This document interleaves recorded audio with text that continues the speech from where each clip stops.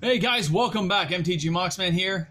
Hope you guys brought your nachos and cheese, ready to watch a movie and just chill out. Nah, I'm just kidding. All right, guys. Yesterday or the day before, whatever it was, I told you guys I'd sold some of the older vintage boxes, Nemesis and Torment, I believe. So I've shipped those boxes out. But I want to bring up a point, by the way, when you're shipping things. Okay, any thing you've sold on eBay or anywhere else. It's a marketplace like any other. There are good buyers, good sellers. I'm assuming both my buyers are great buyers. And I'm assuming that they'll be honest. But you can never take that chance. Now, my sales were local. They were in Canada, so it's pretty easy to track things down. But overseas, I've had issues where people said something didn't arrive, or they said that I was going to pay their import fees and stuff like that. And an import fee, by the way, is in case you get taxed by your local government when a sale comes in, when an object comes from a different country. They don't always get them because some are called gifts and there's all kinds of reasons. But just saying, that it happens. So, in this, I know I'm always yawning. In this case, mine are both local, but I always go with tracking, insurance, and most importantly, a signature to sign off that they got it. I take photos and videos before I ship my stuff out so I can show that it was all sealed and perfect, time stamped and dated. Although eBay doesn't really recognize that stuff, PayPal does, so it's good. And I send my stuff out. Now, you have to do this, guys. Even if it costs you a few bucks more, you got to do it. Now, the second part. I sold a Born of the Gods fat pack, and I sold it to a guy here in Canada. But I mean, I assumed it'd be like $7-8 to ship it. Like, my shipping in Canada usually charges free, but guess what? It was $22 to ship it. I have no profit on this after I pay my eBay fees, PayPal fees, and stuff. No profit. It's actually a minus $1.87, and that's because he happens to live somewhere a little further out. And it's harder for the post office to get there, so they charge more for their shipping. So I got nailed, okay? I admit it. I wasn't paying attention, and it happens. I didn't charge for the shipping because I figured in Canada we should, help each other out. And you should just, suck it up a bit. But look what happened. I get nailed. But at the same time, if you charge somebody $10-12 in shipping, which is what it's going to cost in most cases, and what happens is you don't make the sale because your $50 Born of the Gods is now $62, and it shouldn't be $62. It shouldn't be. Okay, it's not there yet. So that's hard though. So now that I know that, I'm gonna have to go on, revise my prices for Canada, and charge for shipping. Ah! But I'll have to put like a little clause in my thing saying, yes, I'll be charging you for shipping, but if shipping is less than expected, I will refund the money through PayPal, which is what I've done in the past. But I really thought I would just ship normally and be gone, right? So it is a bit of a kicker when that happens. You're just like, ah. I remember shipping, there was a game when Lord of the Rings was really big back in like '05, and it was called Combat Hex. And it was like little figures on octagonals, and they had little score dials and stuff. It was very, very intricate, very fun game. And me and a few of my friends got really into it, and we were buying like, I have one of, if not the largest collection in the world. Literally. I got giant toters, like just massive things full. But I had extra at the end, and I decided, buy and sell. People were really buying these things. They're really hot at the time. And I decided to ship to Germany. The guy paid $350. $350 for this box. When I went to ship it, because it's a big box, it's like a meter by 3/4 of a meter. Huge. But very light. It wasn't heavy because there's little plastic toys, and it was very light. The shipping was $280. The box cost me $295. Lost $100. Now, in retrospect, even with this Born of the Gods, I should have just canceled the sale and said, "Hey, man, it costs too much to ship to you. I can't do that. I can't absorb that cost." But I'm a man of my word. It kills me sometimes. But if I say it's going to be free, it's going to be free, and that's how I'm going to ship it. and I just suck it up. And in this case, yeah, I'm sucking it up, and I'm not happy about it, but them's the breaks, guys. That's how it goes. So it's too bad. It's too bad. It's a lesson learned. Thank God it's not an expensive lesson. It's a smaller lesson. But it means, yeah, you gotta adjust your prices sometimes. You gotta change things. You gotta switch it up. And that can hurt just a little bit. And in some cases, I've made bigger mistakes like that. Because you actually don't know what it costs to ship it until you bring it to the post office. So what am I supposed to say? Here's the sale. Now I'm going to go and wrap it and pack it, calculate the shipping, tell you what the shipping is going to be, and then you're just going to cancel the sale anyway. Who wins? So don't bother doing that is what my philosophy is. Estimate and suck it up if you're wrong. So what can I say? Oops, I made a boo-boo. And that's okay. As they say, accidents happen. And I'm okay with that. So, items are shipped. What? Pardon that yawn. Items are shipped. They're off. They're going through the postal system.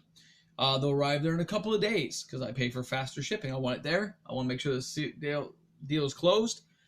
As soon as my buyers leave feedback, I leave feedback right afterwards. Usually this is within a few minutes, just so I know, hey, you got it, you're good. I got it, I'm good. We're both happy. Deal is closed. And then I decide what to do with the money. Now in this case, I reinvest back into Magic after the initial investment gets taken out, which is gonna be like $300-400. Because those boxes, I bought them for like years later. Like they were actually worth something when I bought them. So I'm gonna have about $600, $500 after eBay fees. But I had my money from another box, the M10 box I'd sold.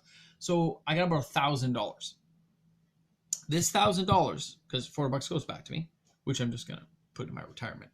But this $1,000 will buy another case of Magic. Now the question is, what do you buy? Dominaria, already kind of going up, but we know the production run went short, and they just ended it. Do I go back and buy something like Battle for Zendikar fat packs and maybe buy 10 of them? So I can probably find 10, right? Or do I go ahead and maybe splurge on something? I could get a power card. I could get a collector edition power card. I could, you could branch out. But anyway, what I will do is probably get another case of something that I find cheap. I don't care if it's like I got this at Up North Games because it was their cheapest box. I asked them, I said, hey man, Ryan, what's your cheapest box, buddy? And they looked it up and said, this one. So I went ahead and I bought Hours of Devastation. I actually didn't have any in my stuff. So this will be added to my collection because it was a cheap box. It replaces some of the stuff I've bought and sold. And boom, this one's going to sit there. Awesome. See you in 10 years. I know that's scary, eh? 2030 is when this box will go up. So who knows what it'll be worth. Now, I think these ones still have lottery cards. Even if it's crappy lottery, they still have lottery cards in these. And as the years go by, if Wizards doesn't do more, it'll pick up in value. And there'll be more value to it. And don't forget, some of these boxes, like, here's a box. Cheapest boxes now in Canada are like $120, $125. $88.50, boys and girls. There was a 50% discrepancy between these two boxes of cards. Scary how much price have gone up by the states, the import fees and stuff from Trump. We're getting all that stuff worked out. So until that gets worked out, it still costs a lot more in Canada to buy Magic cards. So there's a premium on that, if you will. So right now, like, to me, Magic's Magic, man. They're awesome. They're fun. They're exciting, guys. But when you're selling it, when you actually have to make money and go from the business side of it, you gotta use the noggin. You can't mess around. The only exception is deals for friends. If it's your buddy, man, he wants it, you gotta give a discount. I'm sorry. You can put some stipulations on it, but when friends come involved, you're friends. Now, friend you determine by the length of however you want. Friends for me, people I've known since young years. That's a whole different classification. In most cases, if a buddy says, hey man, I need that card. Fuck it, here. Pardon my French. Sorry, I didn't mean to swear. Sorry, that was a swear. I apologize. Darn, I'm sorry. But that's how I would say it. I apologize to YouTube and anyone who's watching as kids. That was not intentional. My apologies. But what I would have done is said, here you go. Just take the card. I don't care. It's fine. Because what's a few bucks between friends? Real friends should always be there for you anyway, right? So if they need that certain card that they can't find, just bust it and give it to them, right? Unless, of course, you actually have to sell to make money. That's a different thing as well. If you say, I gotta make some cash, I'm trying to recoup money, then you gotta go out and bust that out. And that should be fair to the person, so they know.